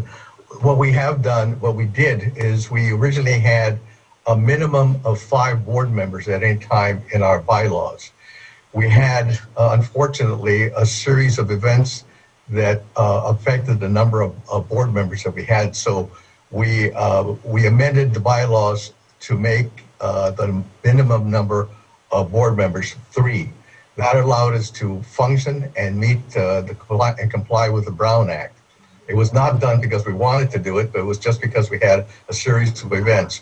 We actually had one board member who she was on the board and then passed away almost like a week or 2 later. So, and then we had another board member we had on whose mother became very ill. So we had a series of events, but I do want to point out that between 2015 and about 2018, we had 7 board members on a continuous basis, and we were functioning quite well. I was a board member for 5 of those years, so I was able to witness what was going on with the board. So the only reason it was reduced to 3 was because we just hit a series of events. It's very hard to recruit for a charter board because the amount of work on a charter board is pretty incredible. I mean, we have a lot of things to address. We have a lot of compliance dates we have to meet. And so it's a lot of work for somebody who joins the board. I know from firsthand with my experience on the board. I definitely understand all that as a board member. Right. Yeah. Thank you. And then it looks Yeah. like... And as we speak, we're recruiting new board members. So just want to let you know, that's what happened. And we'd love to have kept it at 5, but we need to function. We had to operate, and we had to meet our obligations with the Brown Act. So you think it's temporary right now? Yes. Well, right now we have 4 board members. We had 5 as recent as a week ago. So we're recruiting more. Right now we have 4. And it looks like the district wanted to respond to that. Is that what you were responding to, Linda, or something else? Okay, Linda, whatever you have to say for that. As soon as they unmute, there you go. Linda, you've Hi been there. Yeah, I did want to, can you hear me? Yes. Can you hear me? Okay. I wanted to weigh in on the board member issue. There has been quite a bit of turnover on the Amethod board, and part of the reason why the district might not always be apprised is that that's one of the what I would argue is violations and supports the demonstrably unable. We don't hear when Amethod chooses to make changes. We did not hear about the change in Mr. Lopez leaving the organization. We did not hear about the notion that 2 of the schools would be joined under one leader. These are all things that we learn through the community, and we think that this is problematic. And I think Mr. Scalar wanted to weigh in as well. And also, I understand there are a couple of community members waiting to call.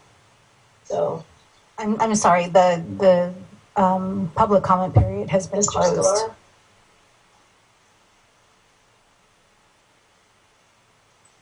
Stephanie, I think we need to unmute. Okay. Ahmed Scalar, I'm legal counsel for the district. Yeah, we've been here late, so I'm not going to reiterate what Ms. Dr. Delgado has already said. And so the bottom line is, if you are changing your board policy, or if you're changing the number of directors in your bylaws, I can't hear that. That is a material revision. That is a material revision to your charter. There was no discussion on that. These issues didn't create in a vacuum. They didn't start in the period for the district. These issues of concern in the 3 months that they were looking at the petition for renewal. This has been an ongoing thing that has had a real burr in the side of the relationship between John Henry High School and the district. So the discussion about enrollment, that's been an ongoing discussion in regard to admissions and priorities. So if they're changing it now, that's great. But the bottom line is the school has been in place for the number of years that we're talking about, and they haven't, that change in the diversity to make the school look like West Contra Costa Unified or to the area that it serves hasn't been done for 4 years prior. That's where these concerns are coming from. And okay, well, and Chair, Mr. Chair, that was the only question that I have. Okay, perfect. Thank you, Mike.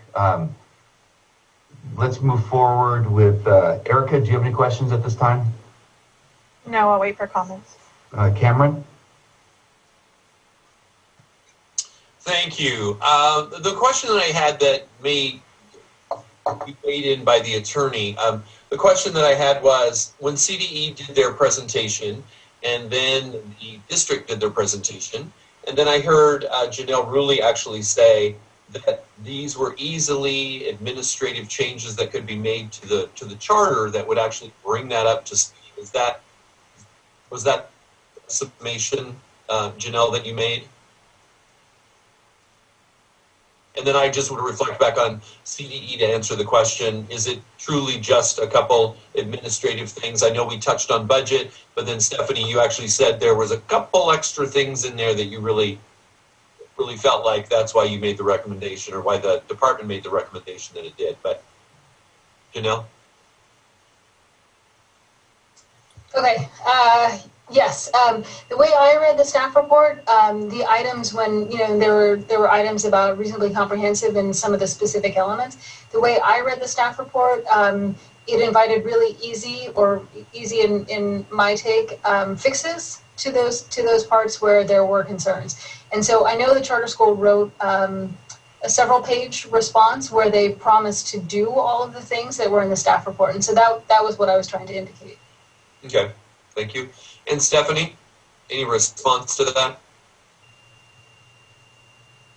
I would say that a couple of our larger issues with the school, and we've heard a lot about it tonight and just heard about it a minute ago, was the fact that they're not serving all kids, and their enrollment does not reflect West Contra Costa's demographics. And for the last 5 years, they haven't been serving all kids, and it continues to be a concern, and it's a concern for the department that they do that. And now that this new petition is here, they have put in new preferences, which, as somebody mentioned earlier, and it is, their second preference in the lottery is that they are a AMPS student gets preference, which seems as if that means that we're limiting even more the kids who will and can get into the school. If they really wanted to reflect the district, which the law intends, then I think the putting in the number 2 preference as one of their feeder schools or their 2 feeder schools is going to continue to be an issue, and it's going to exacerbate the situation instead of remediating the situation of reflecting the district. Also, in terms of, we did have issues with our the special ed program. That was also part of the item. And we did send our the petition language. We do have a wonderful special ed division here at CDE, and we sent them the language, and they felt the language was weak and had a lot of issues in it. And so that's also part of it. So it wasn't just, as I said earlier, just the fiscal piece. Those don't seem like administrative changes to me. It seems like a culture in terms of serving all kids, and how that can change is something that would need to be discussed. Thank you very much. I know that some people are raising their hand, but I would like to Cameron, do you have any other questions? No, I just wanted some clarity on that, so thank you. And I want to give Brent an opportunity to ask any questions that he might have. Okay. So there are 3 pretty huge red flags that are jumping out to me.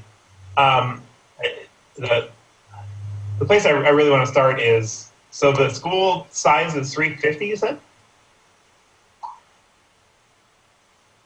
that correct? 350 students? Okay.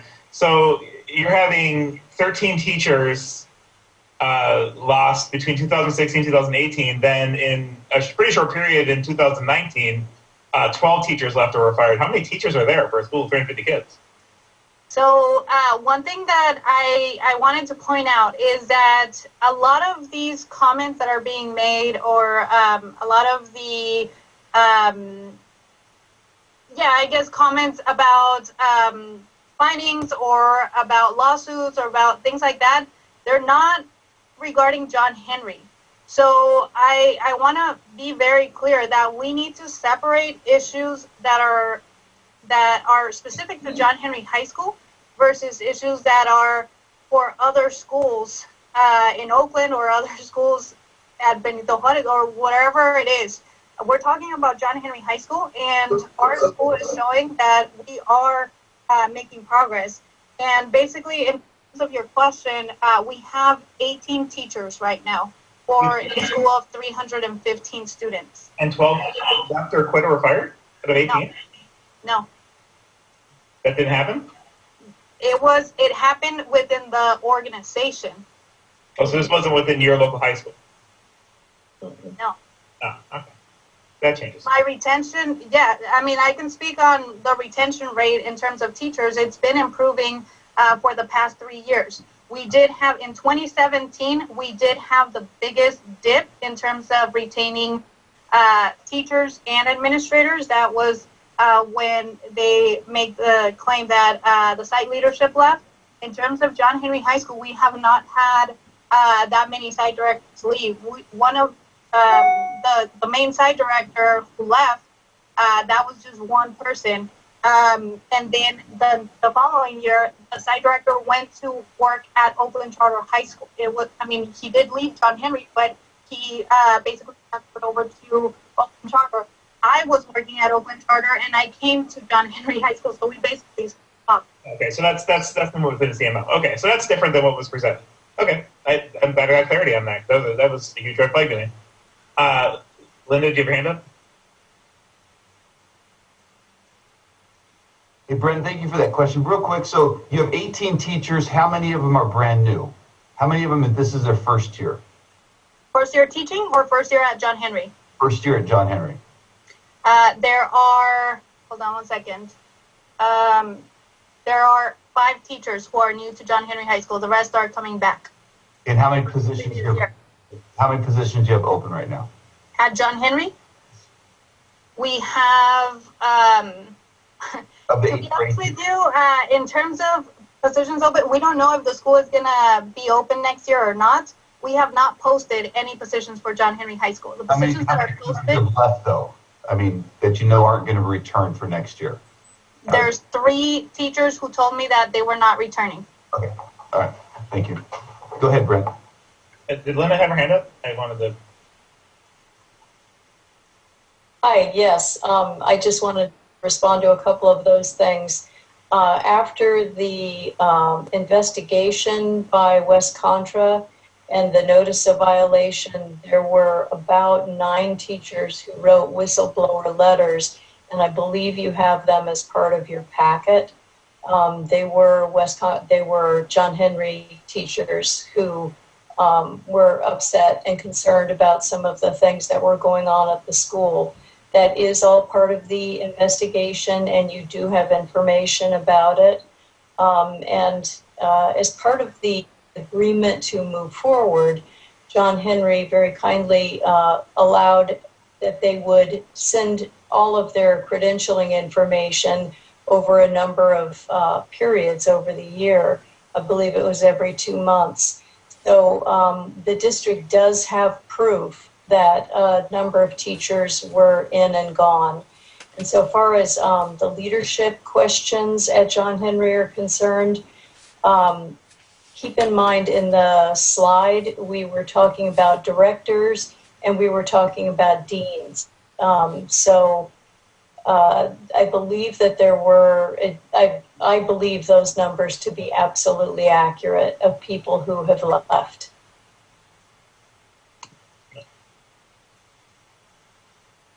And I think Mr. Wold had his hand up. Mr. Wold? Yeah, he is our fiscal lead. Okay. Mr. Wold, did you have a hand up?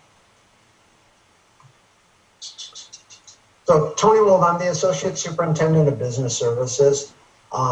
This has been a long-standing issue. As Dr. Delgado spoke, this started more than 2 years ago when we were very close to having to go down the road of termination. We've provided multiple opportunities for improvements. The 2 biggest things that we talked about, if you really get into it, are the English learner achievement and the special ed performance.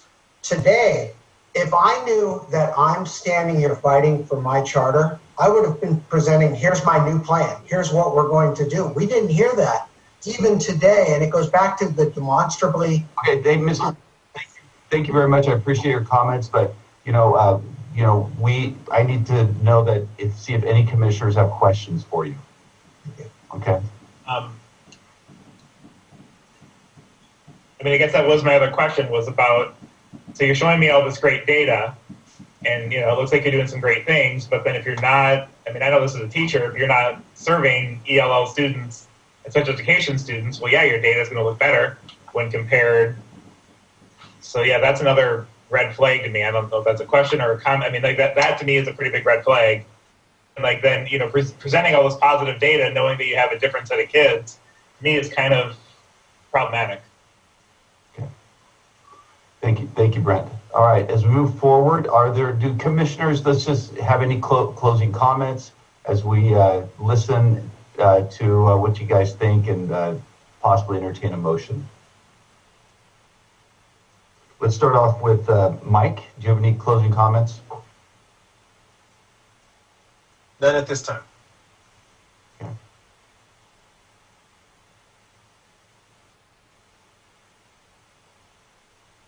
Jared?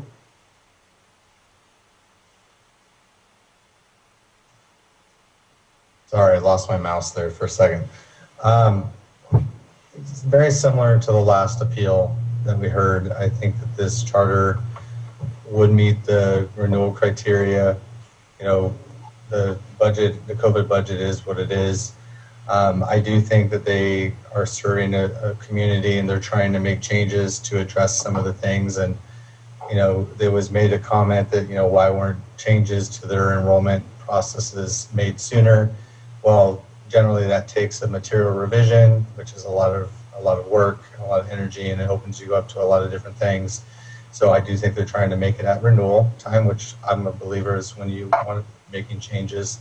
I want to give this charter a chance. It's the same thing. I don't think that we should close down a school that is doing well, but it has some areas to grow. And I think if we had a microscope on all of our organizations, someone would find something. So I'm going to be in favor of not supporting staff recommendation.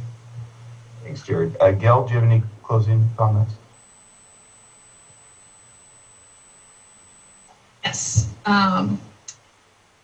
I would say that reviewing the packet that was provided us, I appreciated the fact, or it was not lost on me, that that they were financially viable before the 10% LCFF cut for the May revise was implemented.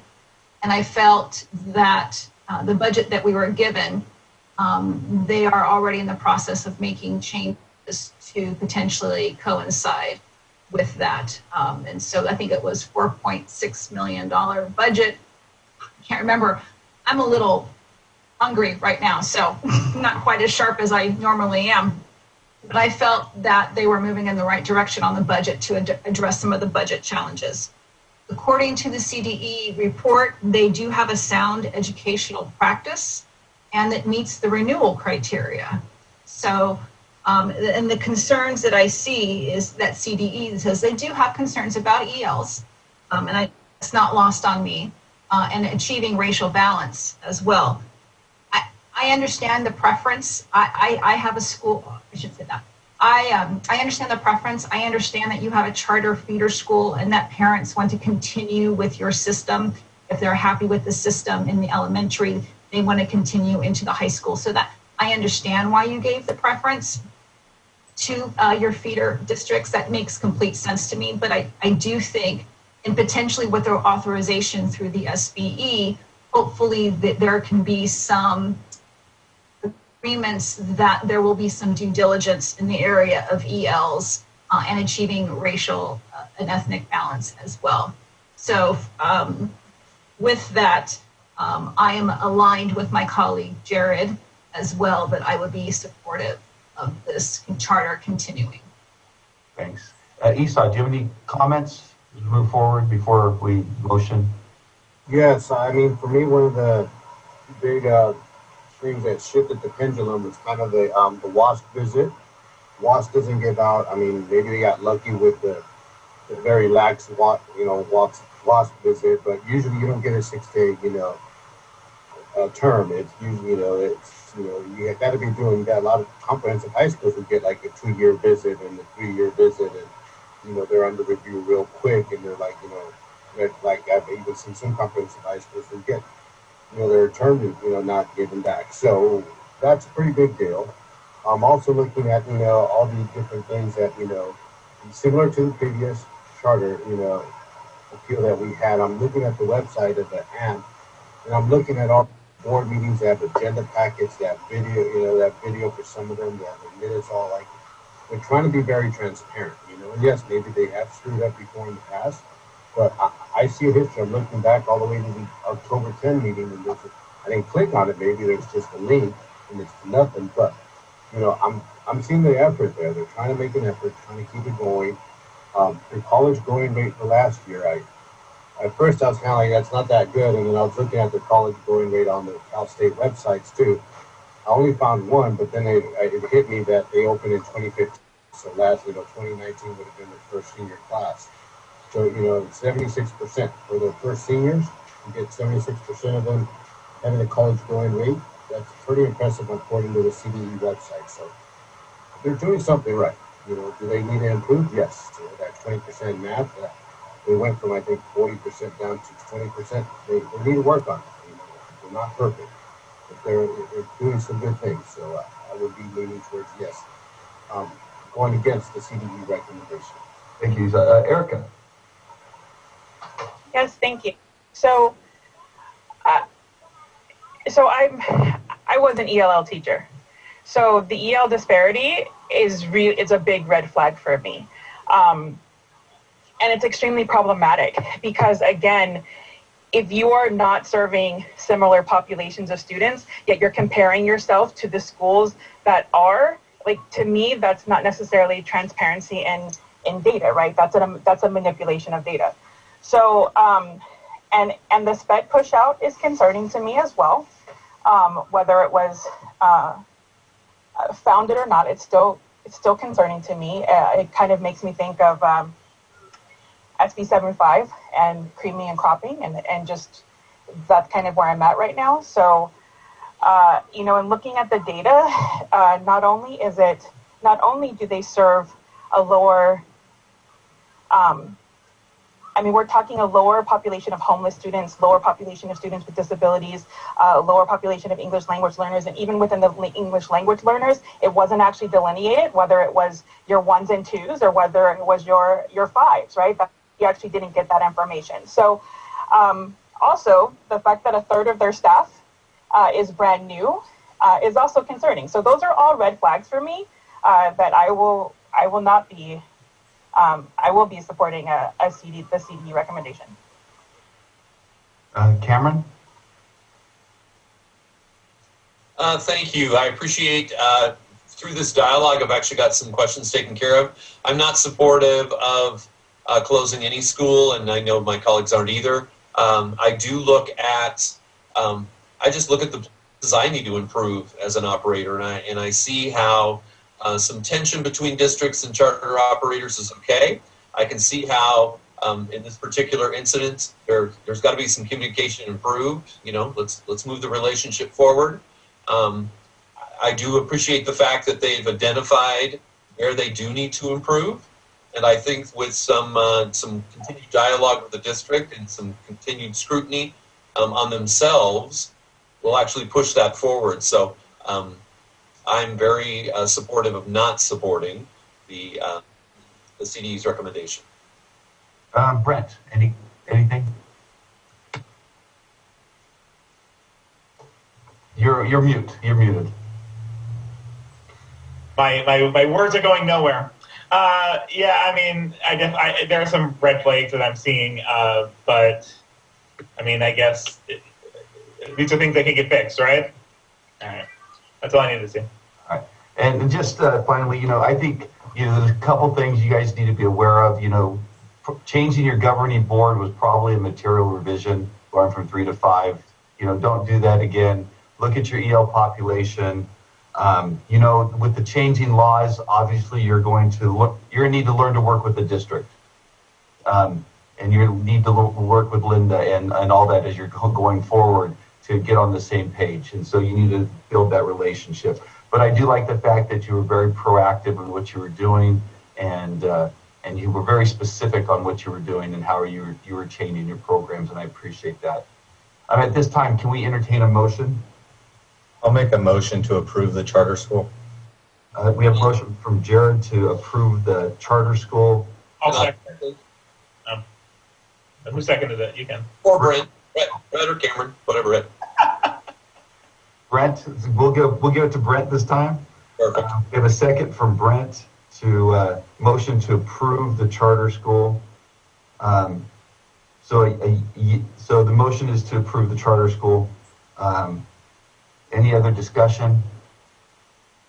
We'll start off with Brent. Aye. Cameron. Aye. Erica. No. Esau. Is it yes? Oh, yes. I'd like to renew the charter school. That was a yes. To renew the charter school, yes, right? Gil. I vote yes. Jared. Yes. Mike. Yes. Stephanie. No. And I vote yes. And so the recommendation is approving the charter school to the State Board of Education with a 7-2 vote. Thanks, you guys. I think it was a 12-hour day. Appreciate all that you do. Have a great evening. Good night. Bye.